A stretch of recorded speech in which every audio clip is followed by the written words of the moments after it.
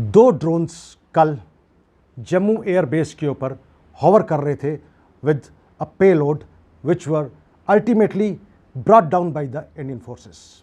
लेकिन ये दो ड्रोन हमारी सीमा के अंदर कैसे घुस के आए, कैसे वो रडार से बचकर निकले, क्या सिक्योरिटी एजेंसीज का लैप्स था या फिर ये ड्रोन जो है कहाँ से ऑपरेट किए गए, इसकी इन्वेस्टिगेशन के लिए बहुत सी एजेंसीज जुड़कर सामने आई, जिसमें NIA, NSG, CRPF, BSF, local police के साथ मिलकर इस पर कार्रवाई कर रही है। और इम्पॉर्टेंट बात है, एयर मार्शल विक्रम भी यहाँ स्पॉट पे आए। बात है कल के ड्रोन अटैक की, जो जम्मू के टेक्निकल एयरपोर्ट के ऊपर ब्लास्ट हो रहे थे, लेकिन हमारे सफल और मुस्तैद चुस्त जो हमारे सोल्जर्स हैं, सिक्योरिटी पर्सनल्स हैं, उन्होंने उसको गन डाउन कर दिया। But importantly both the drones were carrying payload जो सस्पेक्टेड है कि ये एक आईडी से भरा हुआ था। अगर ये अपना निशाने पे आता या जो इनका निशाना डिवाइस था इस ड्रोन के ऊपर, तो कितनी बड़ी यहाँ पे डैमेज हो सकता था, कितनी बर्बादी हो सकती थी, ये हम सोच भी नहीं सकते। ये दो ड्रोन अटैक्स होने के बाद आज फिर से कालू चक मिलिट्री स्टेशन के ऊपर अगेन दो ड्रोन्स होवर करते हुए नजर आए। सिक्योरिटी फोर्सेस ने उन ड्रोन्स को ड्रॉप करने की कोशिश की, लेकिन वो नहीं कर पाए और वो एस्केप्ड अवे। एजेंसीज जो है वो ढूंढने की कोशिश कर रहे हैं कि ये ऑपरेट कहाँ से हो रहे हैं, क्या किसी साइड पे किसी व्हीकल से ऑपरेट हो रहे हैं या कहाँ से हो रहे हैं। They are trying to investigate on it. But importantly इस चीज़ ने हमें 14 मई 2002 का वो वाकया याद दिलवा दिया जब 3 टेररिस्ट, पाकिस्तान के टेररिस्ट जो थे, हिमाचल ट्रांसपोर्ट रोड की बस में चढ़े हुए 7 पैसेंजर्स को मारकर आर्मी बेस कालूचक में घुस गए थे और बहुत से बच्चे, जवानों और लोगों को शहीद कर गए थे। ये अटैक 2 दिन लगातार जम्मू में होना कोई छोटी बात नहीं है। हमने जिन लोगों से बात की, हमने उनसे ये पूछा कि इसकी वजह क्या हो सकती है, तो उनका ये कहना था, जो इम्पॉर्टेंट जो एनालिस्ट हैं, जो पॉलिटिकल एनालिस्ट हैं, वो कहते हैं कि रिसेंटली अभी ऑल पार्टी मीटिंग कंक्लूड हुई है और जम्मू को खुशहाली की तरफ ले जाने के लिए इलेक्शंस के बारे में बात की गई। तो क्या पाकिस्तान इलेक्शंस डिस्टर्ब करने के लिए ये चीज़ कर रहा है?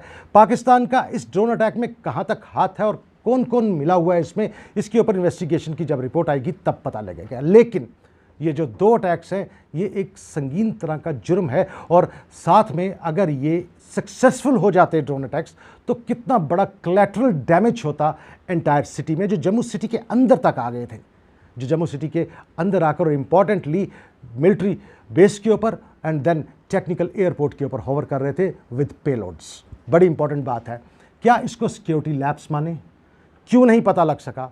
और एक दिन कल हुआ और आज फिर से वो रिपीट हुआ, वो फिर से इंस्टेंस, इसके बारे में अभी हम चर्चा नहीं कर सकते। लेकिन जब तक इन्वेस्टिगेशन रिपोर्ट्स जो हैं NIA की, NSG की, CRPF, BSF और बाकी इंटेलिजेंस फोर्सेस जो हैं, हमारी जो सोर्सेज हैं, वो इसके ऊपर काम कर रही हैं और पता लगेगा कि अल्टीमेटली ये अटैक कहाँ से जनरेट हुआ था, कहाँ से इस अटैक की इसकी कार्रवाई शुरू हुई थी, हम तब ही जान पाएंगे। लेकिन बात सोचने की ये है कि ऑल पार्टी मीटिंग के बारे में जो सोशल और पॉलिटिकल एनालिस्ट हैं हमारे जम्मू के, उनका कहना है कि ऑल पार्टी मीटिंग हो जाने के बाद जो एक बड़े खुशगवार माहौल में प्रधानमंत्री श्री नरेंद्र मोदी जी के नीचे उनके साथ होती हुई थी, उसमें से ये बातें निकल के आई थी कि डीलिमिटेशन प्रोसेस भी होगा यहाँ पे और इलेक्शंस भी अपने टाइम बाउंड हो जाएंगी।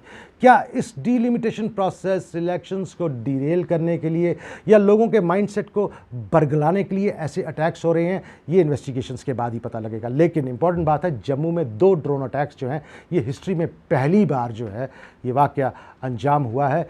अब आगे इसके इंटेलिजेंस फोर्सेस और हमारी जो सिक्योरिटी पर्सनल्स हैं, सिक्योरिटी इंटेलिजेंस सर्विसेज हैं, उनके पास इस चीज़ को थ्वाट करने के लिए कौन सा नया ऑपरेटर्स होगा, कौन सा नया पैराफेरनेलिया होगा, वो हम आगे जान पाएंगे।